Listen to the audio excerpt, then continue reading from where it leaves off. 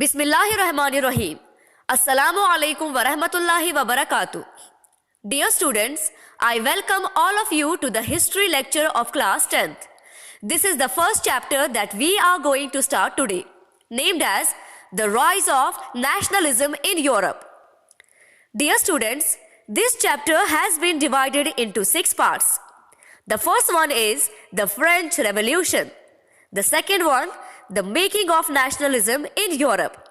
Then the third one, the age of revolution. And fourth one, making of Germany and Italy. And fifth, visualizing the nation. And finally, we have to study nationalism and imperialism. Before going through the 6 mentioned parts of the chapter, let me clarify you the term nationalism. Nationalism, which means love for one's country. Nationalism is a sentiment based on loyalty and devotion to the nation. Nationalism is also a belief which instills a sense of common identity among the members of a nation. This sense of oneness generates one's love towards his or her nation. National flag, national symbol, national anthem, national song, etc. play an important role in developing and strengthening the idea of nationalism. In nationalism, nation is given primary preference above all. European nationalism was associated with the formation of nation states. Now, what does nation state mean? Nation state means a state in which its citizens develop a common identity based on their shared history, customs, traditions, culture, society, polity, etc. This concept of nation state emerged in the 19th century Europe as a result of the growth of nationalism. Let's move towards the first part of the chapter, that is the French Revolution. Most of you people would remember that the first chapter in class 9th was also the French Revolution.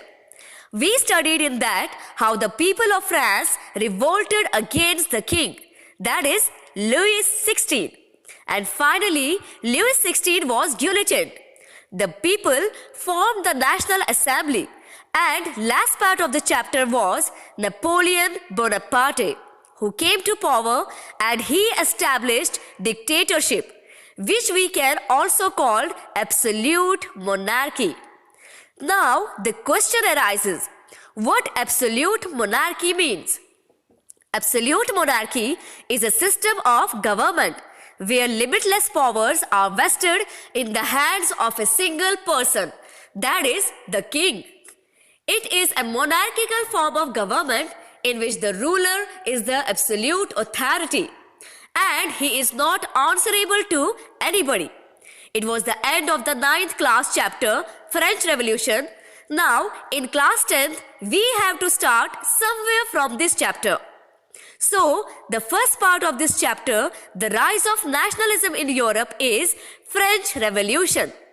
The very first topic that we have to discuss here is the features of the French Revolution. Dear students, France was under absolute monarchy till 1789. The revolution transferred the sovereignty from the monarch to the French people. The idea of nationalism had been flourishing among the people. This paved the way for them to create France as a nation state. As I already discussed, nation state means having a feeling of sharing some things common, like history, culture, polity, tradition, etc. The various people who are residing in the territory must have something common. The following steps or features are the example of sharing some things common by the people of France. The ideas of La Patrie and Les Citoyens were taken in France. As La Patrie stands for fatherland, France as a country was taken as the father and all its people were taken as the citizens. Citizens are those people who got equal rights within his or her country. If US citizen will come to India and the rights which Indian people share will not be applicable by the US citizen and vice versa. So, the concept of citizenship was introduced in France, and the ideas of la patrie and le citoyen were introduced so that all citizens of France would get equal rights under the common father, that is, the nation. New French flag, the tricolor, was adopted to replace the former royal standard. The French flag has three colors representing the three estates, the first, second and third estates. And if you combine the three colors, it will give you the French flag. It means if you combine all the three estates, it makes France as a society. The Estate General, that is the Parliament Assembly of France, was renamed as National Assembly. Its members were elected by the body of active citizens. A centralized administrative system was established. A centralized government means, for example, in India, we have central government at national level, which takes care of the national affairs. And in regional level, we have state governments taking care of state affairs. But the centralized administrative system or government takes control over the entire country. A uniform law is applicable for all the people. Hence, the people feel united and responsible towards their country. Uniform system of weights and measures were adopted throughout the country, which was a very good step for promoting trade, which could make people dependent upon each other. If people would be dependent upon each other, obviously there were very less chances of fighting and quarreling. Regional dialects were discouraged, and French, as it was spoken and written in Paris, became the national and common language of France. So, there could be easy and common means of communication among the French people in order to understand each other's views.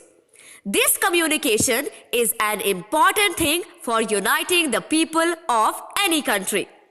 New hymns were composed and oaths were taken. National songs, Marseillaise were sung and martyrs were commemorated, all in the name of the nation. Dear students, now we are going to discuss the Civil Code of 1804, which is also called as Napoleonic Code. Dear students, Napoleon's main aim was to conquer the whole world, and if he wanted to rule all over the world, he had to first conquer Europe and the other parts of the world as well. For this, he had to leave France and move to other areas. And in order to do this, he formulated such codes with which the French people would be satisfied and would not revolt against the king. Such codes came to be called as Napoleonic Code of 1804. If the people would be satisfied with the king, obviously they would be busy with their work, and Napoleon would get enough time to concentrate on his aim. So, we are going to study the features of Napoleonic Code. Equality before law was established. Before French Revolution, the three estates didn't enjoy equal rights. The first and the second estates were exempted to pay all types of taxes. They lived a luxurious life, while as the third estate were bound to pay all taxes and lived a very miserable life.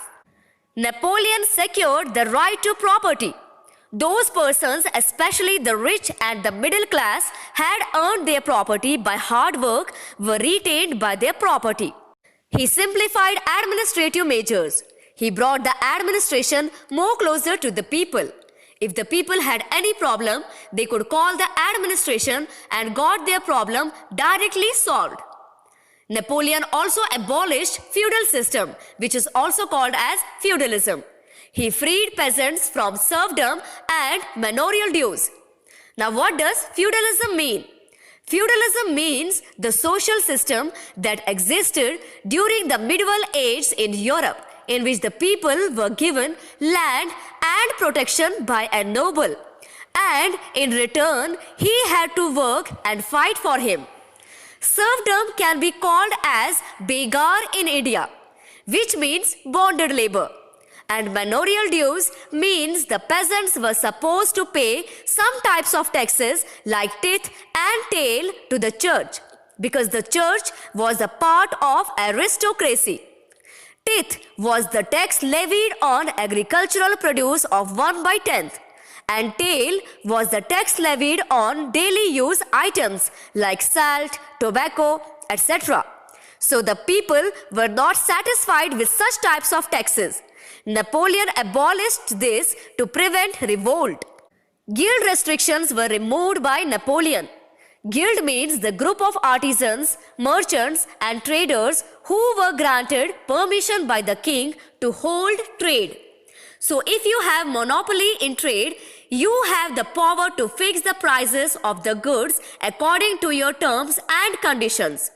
The consumers means the buyers would not have any other option. That means they could not bargain with the guilds. So such guilds were having monopoly in their respective areas. So Napoleon removed such guild restrictions. Many people now could buy goods from many merchants directly. Transport and communication system were improved so that the traders and their goods could move easily to different parts of the country. Thus people were satisfied with the new reforms. I think this is enough for today. In the next lecture, we will study the next part of the chapter. That is the making of nationalism in Europe. Fi amanillah.